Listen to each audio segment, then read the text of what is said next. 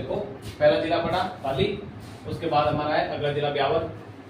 ब्यावर जिले की स्थापना पहले अजमेर में था ये, अब इसको 3-4 जिलों से मिला करके एक जिला बनाया गया। मैं सबसे पहले इसकी स्थापना कर देखें 7 अगस्त 2024 को जब अशोक गहलोत मुख्यमंत्री ने घोषणा की, तब इस जिले का गठन किया गया और अशोक गहलोत के द्वारा किया गया। ठीक है, याद रखना है। पर नई तारीख कौन सी थी ये पूछा, किस नए जिले के कब बने थे? अजमेर, पाली, भीलवाड़ा, राजसमंद, 4 जिलों को गठन किया गया। अजमेर, फिर पाली, भीलवाड़ा और राजसमंद को पुनर्गठित करके इसको मिला करके नया जिला ब्यावर बनाया गया। अब इन 4 जिलों से क्या क्या उठाया गया? अजमेर से मसूदा, ब्यावर, विजयनगर और चार तहसील ली गई। ठीक है, अजमेर जिले से। फिर भीलवाड़ा से एक जगह बदनौर तहसील ली गई और पाली से रायपुर और चैतरण हमने पहले देखे है ना। इन 7 तहसीलों को मिला करके 4 ये 5 भीलवाड़ा से और 6-7 इन 7 तहसीलों को मिला करके ब्यावर जिला बनाया गया। ब्यावर के क्षेत्र को पहले मेरवाड़ा कहा जाता था, पुराना प्राचीन नाम इसका मेरवाड़ा, ब्यावर का प्राचीन नाम है ये। फिर अब पड़ोसी जिले कौन कौन सकते इसके? नागौर लगता है, अजमेर लगता है, कैकड़ी अजमेर से अलग करके बनाया गया, ये भी आगे आज पढ़ेंगे हम। ये भी कैकड़ी अजमेर में आता पहले। भीलवाड़ा, पाली, राजसमंद, जोधपुर ग्रामीण, कुल 7 जिले इसके पड़ोसी जिले होते हैं ब्यावर जिले के। फिर इस जिले से लूणी नदी तथा खारी नदी प्रवाहित होती है। 2 नदियां इस जिले से होकर गुजरती है, लूणी और खारी। लूणी नदी की कुल लंबाई 495 किलोमीटर है, 495 किलोमीटर टोटल लंबाई है, जबकि राजस्थान में इसकी लंबाई कुल है 320 किलोमीटर। राजस्थान में लूणी नदी जितनी कुल फैली हुई है ना, तो 320 किलोमीटर लंबी फैली हुई है, बाकी है वो राजस्थान से बाहर की ओर जाती है। नेक्स्ट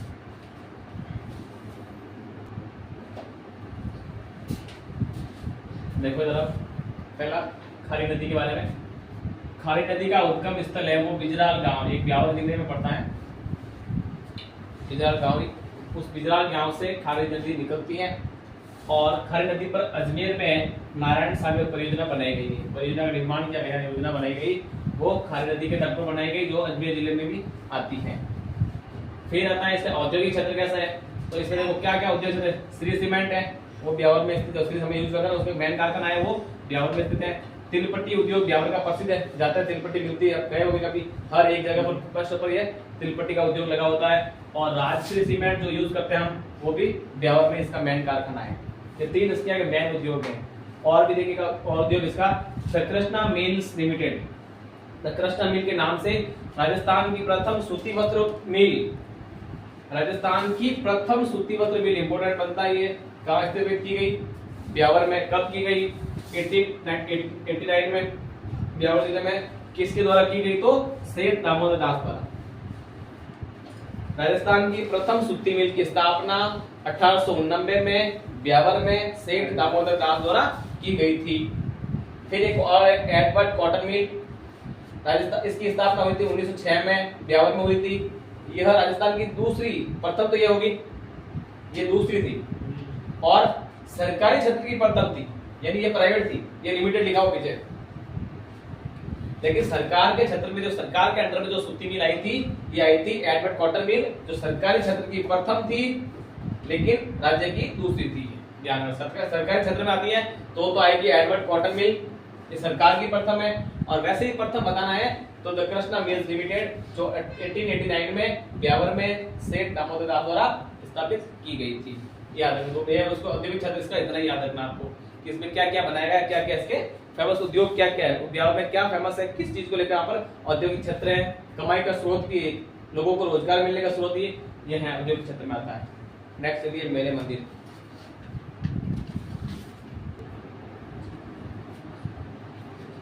मेले मंदिर इसके पहला है बादशाह मेला, चैत्र कृष्ण पक्ष प्रतिपदा तिथि। प्रतिपदा तिथि कौन सी होती है? प्रतिपदा तिथि कौन सी होती है? अरे यार ये नहीं पता आप लोगों को। प्रतिपदा तिथि चैत्र महीना है, कृष्ण पक्ष, 2 पक्ष आते हैं, वो शुक्ल कृष्ण पक्ष है, तिथि है प्रतिपदा। मार्ग को एकम, एकम को कहते हैं प्रतिपदा। हमने एकम 20, 30 तो बीच में दूर बोलते हैं, तीज को तृतीया बोलते हैं, चौथ को चतुर्थी बोलते हैं, वैसे एकम को प्रतिपदा बोलते हैं ना। इसका मतलब क्या है? एकम चैत्र कृष्ण पक्ष प्रतिपदा यानी चैत्र की कृष्ण पक्ष की एकम को ब्यावर में आयोजित होता है। ये बात सा मेरा लगता है ब्यावर में। विजयनगर में 100 वर्ष पुराना रघुनाथ मंदिर है, ये थोड़ा इम्पोर्टेंट, रघुनाथ मंदिर इम्पोर्टेंट है ना। और 70 वर्ष पुराना रामदेव जी का मंदिर है, वो भी दर्शनीय है, देख लायक है। 100 वर्ष पुराना रघुनाथ मंदिर ध्यान रखना। प्रज्ञा शिखर क्या है? सन 2005 में जैन संप्रदाय द्वारा जैन आचार्य तुलसी की स्मृति में बनाया गया था। प्रज्ञा शिखर एक मंदिर है, ये मंदिर बनाया गया आचार्य तुलसी की स्मृति बनाया गया था। 2005 से बनाया गया था, जैन संप्रदाय द्वारा बनाया गया था, जो कि काले ग्रेनाइट पत्थर से बना हुआ है। ये मंदिर टाटगढ़ में आता है, ब्यावर की टाटगढ़ तहसील में आता है मंदिर। देवमाली देवनारायण जी का अंतिम समय ब्यावर जिले के मसूदा तहसील से 6 किलोमीटर दूर स्थित देवमाली जगह का नाम है, छोटा सा गांव, इसलिए वो गीत चलता है देवमालिया माए, गाने अंजलि का है ना, देवमालिया के माए। तो गीत देवमाली यहीं से लिया गया शब्द है। देवमाली अंतिम समय अपना देवनारायण भगवान ने बिताया था, वही उनके शरीर का देहावसान हो गया था। अंतिम समय अपना कब हुआ था? भाद्र शुक्ल सप्तमी तिथि को। छठ को जागरण होती है भाद्र की, और सातम को मेला भरवाते हैं देवनारायण जी। इसलिए विघ्नहर्ता मंदिर, यह मंदिर रास कॉलोनी ब्यावर में स्थित है, प्रॉपर ब्यावर में है, रास कॉलोनी में। इस मंदिर में 6 फीट ऊंची काले ग्रेनाइट की गणेश प्रतिमा है, भगवान गणेश जी की मूर्ति है इस विघ्नहर्ता मंदिर में। और गणेश जी को कहता है विघ्नहर्ता, तो जानते हैं विघ्नहर्ता। और टिक्की महादेव मंदिर है, वो ब्यावर में स्थित है, तो इंपॉर्टेंट खास नहीं है, लेकिन ये ध्यान रखना। एक तो विघ्नहर्ता मंदिर, एक ये रघुनाथ मंदिर, और थोड़ा प्रज्ञा शिखर का भी थोड़ा नॉलेज रखना। चलो आगे।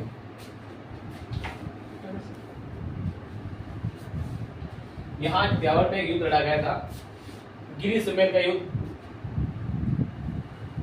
इंपॉर्टेंट बहुत है, हर RS एग्जाम तक के लेवल पे पूछा जाता है इस युद्ध से सवाल। इसको जतार का युद्ध भी कहते हैं, गिरी सुमेर का युद्ध। क्यों? गिरी सुमेर का युद्ध हुआ 5 जनवरी 1544, डेट याद रखना इंपॉर्टेंट है। किन के बीच हुआ?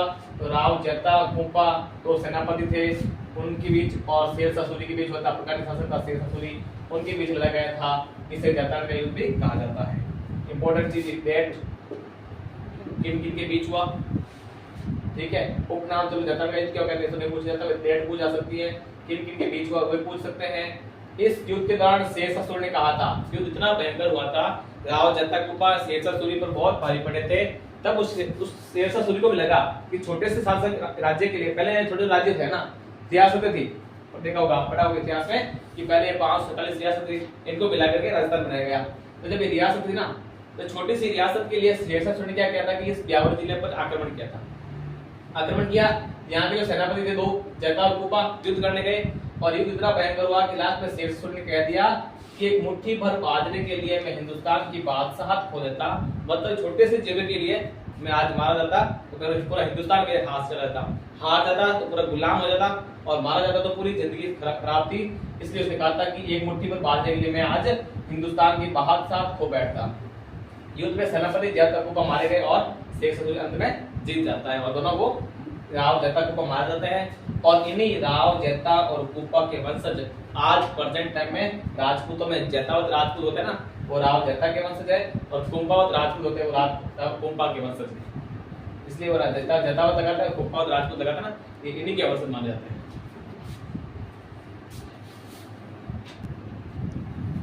मेले, युद्ध, इसके बाद आते हैं संत, थोड़े संत है ना, सब संत हैं। पहले नाम लेते हैं मीराबाई को। मीराबाई का जन्म 1498 ईस्वी में हुआ था। मेड़ता के राठौर वंश के जो राव दूधा थे, उनके बेटे रतन सिंह का गांव कुड़की था, तो मीराबाई का जन्म कुड़की में हुआ था। अब जब जिले बनाने के बाद अब कुड़की है वर्तमान में जैतान तहसील में आ गया। जैतान तहसील में आ गया, तब किस जिले में आते मीराबाई जन्म कहाँ हुआ था? ब्यावर। 1519 में मीराबाई का विवाह मेवाड़ के महाराणा सांगा के पुत्र भोजराज के साथ हुआ था। अधिकांश यह चूक जाता है, रतन सिंह की बेटी थी या पत्नी थी? तो रतन सिंह की जो पुत्री थी, भोजराज की पत्नी थी। मीराबाई ने रचनाएं लिखी, पदावली लिखा, नरसिंह मेहतारी हुंडी, रुक्मणी मंगल, सत्यभामा जी सुभूषणों, राग गोविंद, मीरा की गरीबी और गीत गोविंद ये आदि इनकी प्रमुख मैन रचनाएं रही। इन मैन रचनाओं को मीराबाई ने लिखा था।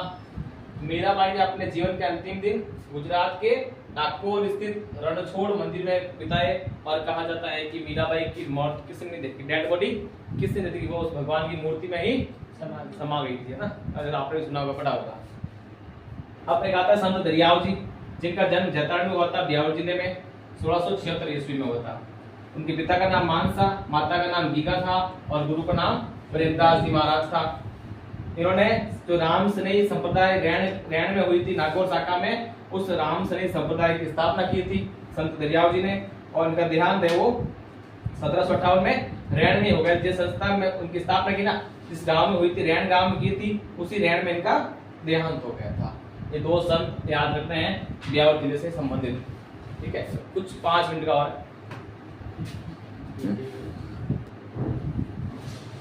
जब जिला नया बन गया, प्रशासन चेंज किया, प्रशासन को चेंज हो गया। नहीं तो पहले अजमेर जिले में आता था, अजमेर वाला हो जाता। अब नया जिला बनाया गया तो ब्यावर जिले के जो प्रथम नए कलेक्टर बनाए गए, जिनको कलेक्टर की पोस्ट देकर ब्यावर जिला सौंपा गया, वो आदमी है रोहितास सिंह तोमर। रोहितास सिंह तोमर को ब्यावर का पहला कलेक्टर बनाया गया। ब्यावर जिले के प्रथम पुलिस अधीक्षक एसपी नरेंद्र सिंह को बनाया गया है। और ब्यावर जिले में विधानसभा सीटें टोटल 3 आती है, ब्यावर, मसूदा और जैतारण। 3 सीटों पर ब्यावर जिले में इलेक्शन लड़ा जाएगा। यहाँ से एमएलए चुने जाएंगे। इस प्रकार से ब्यावर जिले का पूरा देख लिया हमने, यहाँ ब्यावर जिला पूरा हुआ, ठीक है। बाकी चर्चा हम अगली क्लास में करेंगे। Thank you.